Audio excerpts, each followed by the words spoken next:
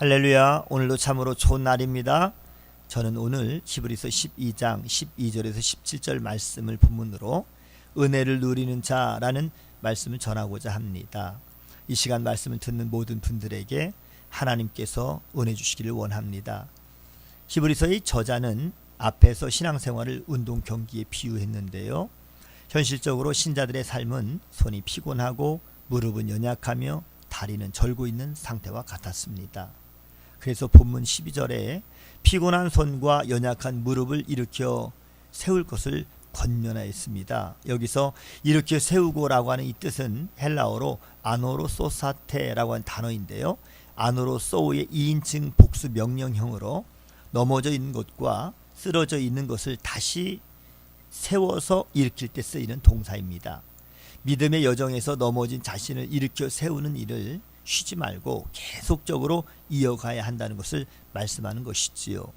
신자들이 환난으로 인해서 손이 피곤해지고 무릎이 연약해진 그러한 상태지만 이사야 35장 3절 4절에 있는 말씀처럼 스스로 강건해져서 겁내는 자들을 향해서 굳세어라, 두려워하지 말라, 하나님이 오사 너희를 구하시리라 라고 선포하면서 먼저 믿음 위에 굳게 서서 주위의 연약한 형제들을 도우라고 하는 권면인 것입니다. 성도는 연약한 자들을 돌아보고 섬기기 위해서 강하고 담대해야 하는 것입니다. 또한 13절 너희 발을 위하여 곧은 길을 만들라 라고 권면이 이어지고 있는데요.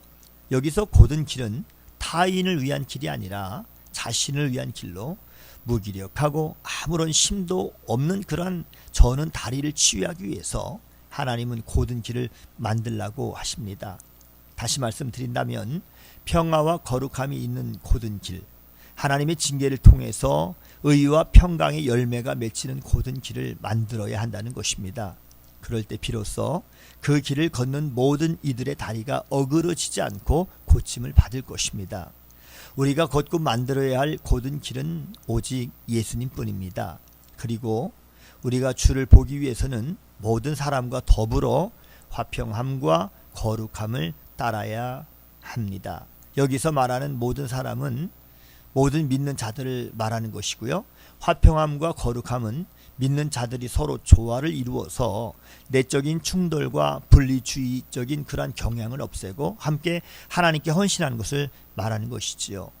교회에서도 모든 지체들과 더불어 화평과 거룩한 공동체를 이루어 간다면 반드시 주님을 볼 수 있을 것입니다.